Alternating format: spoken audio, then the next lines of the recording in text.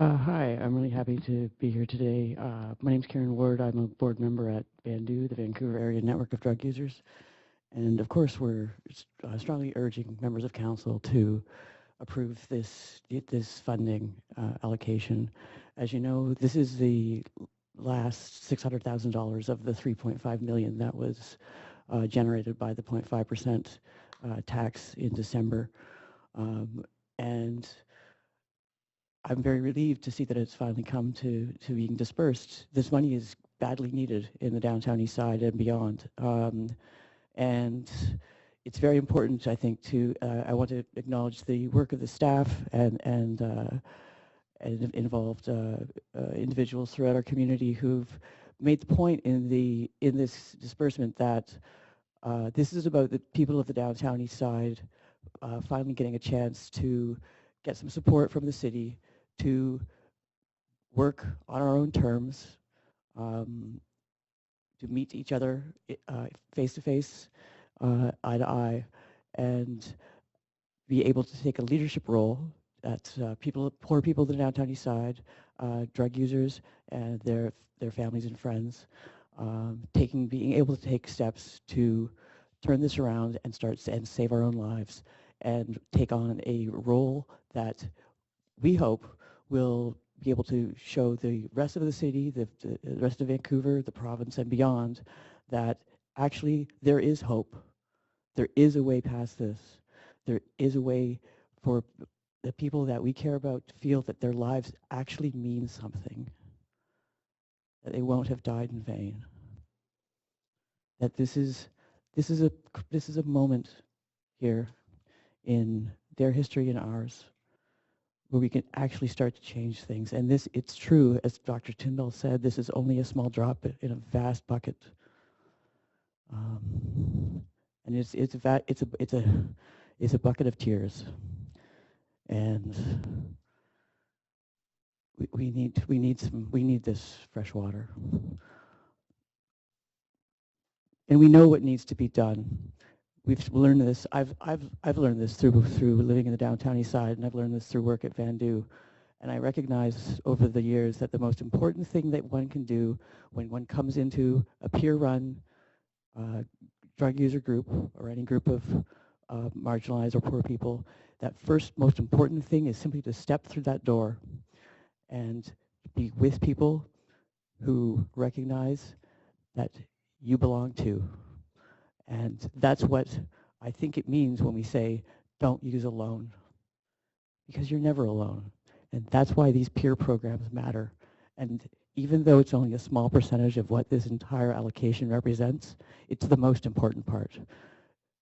I've said before that an emergency response that Dr. Daly has described is analogous, if you like. It's much the same as you see someone lost and fallen and bleeding in the streets, and you throw them a bunch of Band-Aids. That's what naloxone is. It's a life preserver. It's a last gasp. It's the last possible thing. What we need to do is find a way to come together and stop each other from falling down in the first place. And this is the way, because this is the way through peer-based work, because it fundamentally recognizes that no matter where you're at, no matter how tough it is, no matter how pressed down you are, we're all still human. And that's how peer-based programs work. That's why they work. And that's why we need them. And that's how Vancouver can do this and start to show, once again, the kind of leadership that's needed to get us out of this. Kevin is right. Culture does save lives. Our culture, all of our culture is broken. We need to look to the leadership of the people of the land who know, and that's what these grants are about. I strongly urge you to support them. Thank you very much, Ms. Ward. Did you have questions from a couple folks, starting with Councillor Ball? Yes, thank you very much for coming in today, Ms. Ward. I just have a couple of questions. The first one is, can you tell me about trying to get funding to do the work you're talking about? How difficult is it? Are you able to get funding from foundations, or what's it like?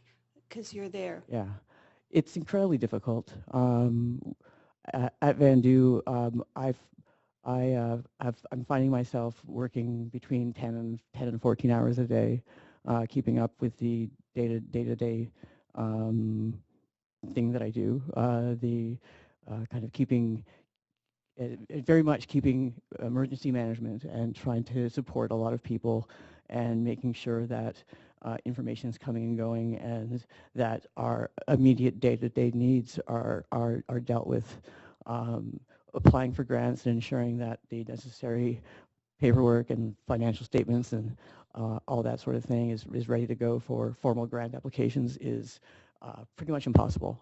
And I would very much like to be able to be in a situation where we could have long-term stable funding so that the lights always work and I can provide services and help members work together to empower each other and build our capacity. But at this point, it's and we're all in a state of extreme grief all the time. So it is incredibly difficult to apply for grants. It's incredibly difficult to seek the support that we need. And I think that this is a feeling that's probably shared by each of the groups that are represented in these allocations. If that helps. Thank you very much. Sure. And I know it's hard to discuss this, so if there's any question you don't want to answer, No problem. you have to. Just in terms of dealing with the grief that you're talking about and what people are going through, how do you know when you've succeeded? Is it through using the drug and someone comes back to life, and then what? How do you feel you're gaining a success here or accomplishing something? Well, I think right now, I mean, earlier we were presented with some numbers and some data analysis and some graphs and things like that. And I do want to make a point that numbers actually numb, right? We see all this information and we take something that's human and real and we turn it into something abstract like a number, and then we say, oh, we're coming up for air. It doesn't feel that way. It feels like we're drowning. It feels like you can put all the kind of preventative measures in place, overdose prevention sites. They're not actually overdose prevention sites. They're people overdose, they just don't die. They're death prevention sites. And there's people who are our members who we see every day who are literally revived again and again, depending on what's going on that month or that week or what's happening in their life. So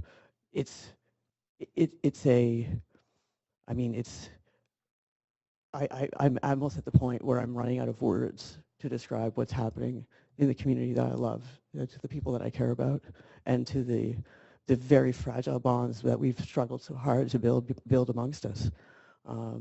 It's not as if we're bailing water. We're falling out of the boat. We're struggling for air.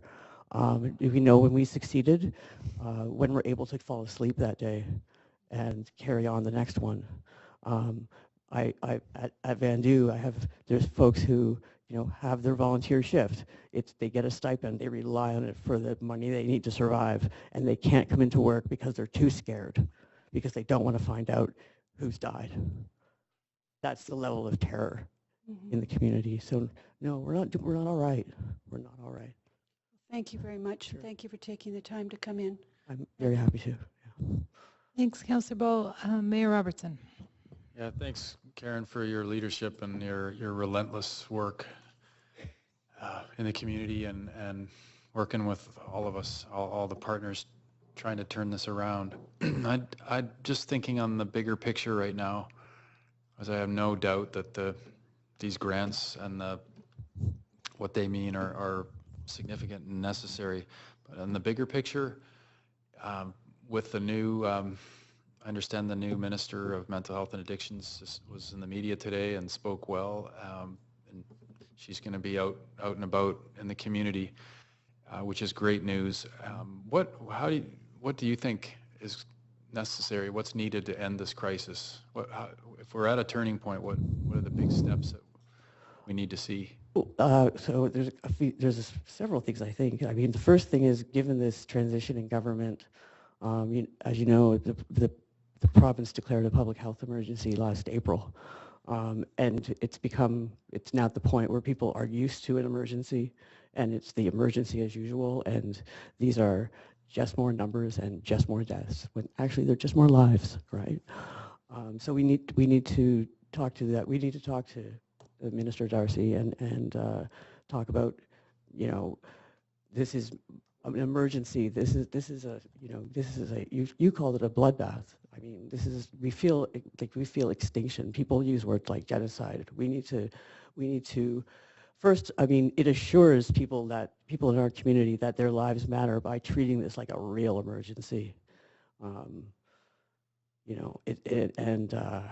Like a real emergency. This is 4 747s above Vancouver smashing into each other. We'd probably be calling some sort of public inquiry. We'd probably be asking every day what is happening, and demanding that this not happen again, and holding all those responsible to account, and demanding that we all do our best. We need a stronger emergency. We cannot allow this to become normal. We cannot allow this to become something that we just simply deal with. That being said, we know what works. We've all talked about it. We need legal access to safe drugs. We need to meet people where they're at and say, you're using these drugs for a reason. You're using extremely powerful opiates because you're in extreme pain. That's cause and end result. So we need to make sure that they're not going to die while they deal with that pain. So let's give them a safe access to those drugs. It can be done. The federal minister of health is starting to make those maneuvers. We need protection from criminalization, because it's the criminalization that makes people, once again, alone, right? And being alone right now is extremely dangerous, and we actually need to wrap our arms around each other and ensure that we're never alone. So that's another thing. We also, all of us, I think, need to rethink what we mean by support and trauma care.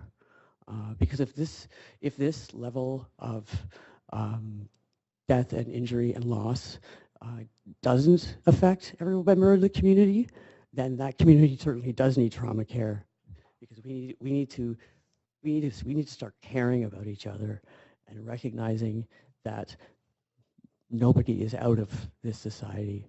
And when people feel that they're that far out of the society, that they're dying alone like this, then we all have a problem.